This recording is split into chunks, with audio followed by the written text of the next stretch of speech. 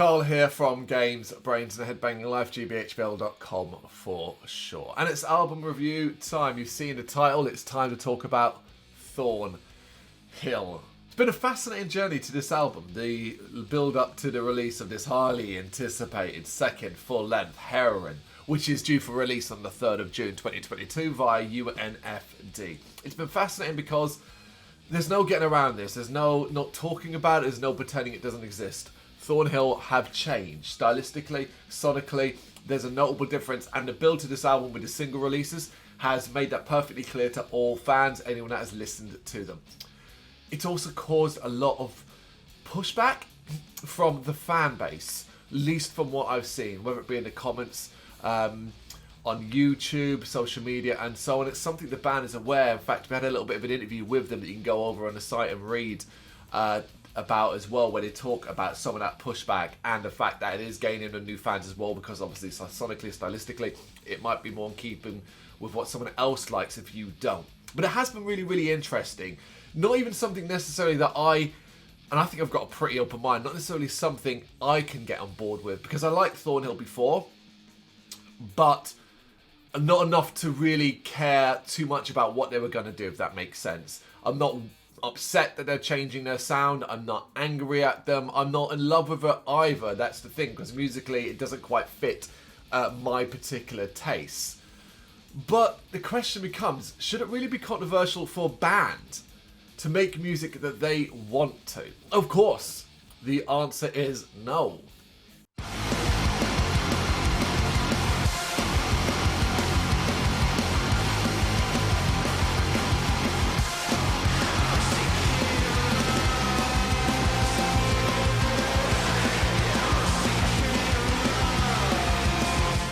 Support an artist's choice to be who they want to be, even if it's not to your taste. So on that front, you know, I hope, like me, you're thinking, well, good for you, Thornhill, do what you want to do. It's not for me, but I hope you get untold success from this. And it's kind of like, why do I want to start a review with this statement? It's because of this pushback, this level of pushback, because of the musical direction they've taken on this new album. Those singles released have been polarizing, to say the least. If you're a long-term fan, you either love the new direction or you simply hate it. There seems to be no in-between. Many, though, have spoken of excitement here for the album. I think a lot of people have dismissed it already. And is that fair? There's been enough single releases for you to at least garner some idea of what you might be into. Well, of course, with this review, heard the full thing. And I'm not going to lie, it takes some getting used to.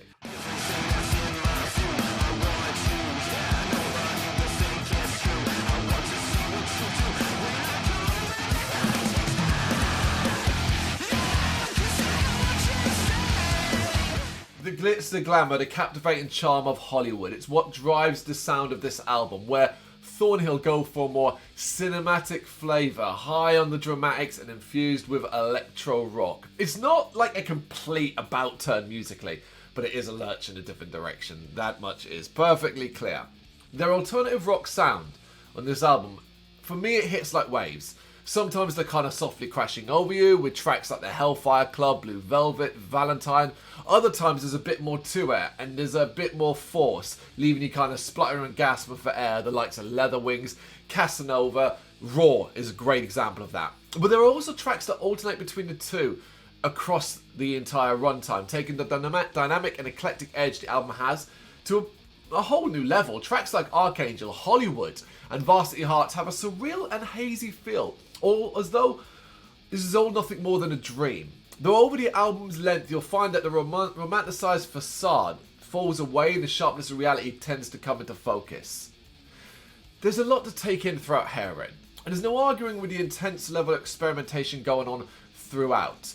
It is this experimentation that keeps you listening on, at least it did for me. I was interested and desperate almost to see what Thornhill had to offer next.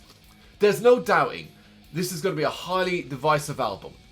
But regardless of that, no matter what, Thornhill have done what they want to do, and that will always be admirable.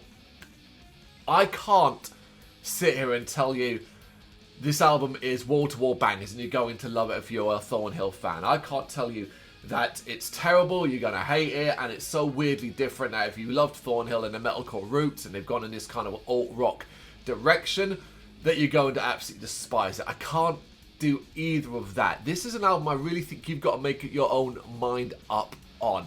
I could describe individual tracks specifically, but ultimately I think this is an album about how it makes you feel. The theme, it's not concept, but the theme, the sort of Hollywood glitz, glamour, that aspect of it that runs through this album like a vein is intriguing, it is interesting. It's resulted in some cool videos, and there's some really interesting sounds coming from this album. But that's not an area I really care that much for. And on multiple listens, it all begins to sit a little bit neater on my head. I like alt-rock. I like a lot of alt-rock bands. I also like a lot of metalcore. And here's the thing, I thought Thornhill were doing a very, very good job with their previous sound. So I don't want to get like, oh, I'm okay with the change or anything like that. I'm okay with it because I'm happy that they're doing what they want to do. But there are so many great metalcore bands that at least Thornhill are doing something quite different now. And it is only their second album, so it's not like they're 5-6 albums deep of metalcore music and then they're making this change. So I feel like, if you're going to do that, do this now. Maybe that way there's no massive amount of history, no 10 years worth of metalcore heaviness to kind of people go, oh my god, how can you change from that? It was so good and you made success that way, and the moment you got success you disappeared. Thornhill have been biting and fighting and scratching their way to where they are now. Now let's see what happens next. I think it's a fascinating listen. I think that ultimately when it comes down to it, it doesn't matter if I like it or not. It matters if the majority do. If you do, if X amount of hundreds and tens and millions of people across the world end up loving this album, outside of the metal community, that can only benefit Thornhill, right? Just means I won't be, or you won't necessarily be on the same train as they're steaming down the track. It's out on June 3rd by UNFD. You're going not got too long to hear it, make up your own mind. I was fascinated, I was intrigued. I'm still on the fence a little bit, but I'd love to know what you think, so let me know in the comments. Thank you very much for watching. You can check us out on gbhbl.com as well as on Facebook, Instagram, Twitter and Tumblr. Go to Patreon to help us out over there. That's patreon.com/gbhbl, as well as Big Cartel, where you can find some of our merchandise. We have a podcast running on SoundCloud and Apple Podcasts, and of course, if you like this video, do us a favour, hit the subscribe button and help the channel grow. Games, horror and heavy metal, what else is life for?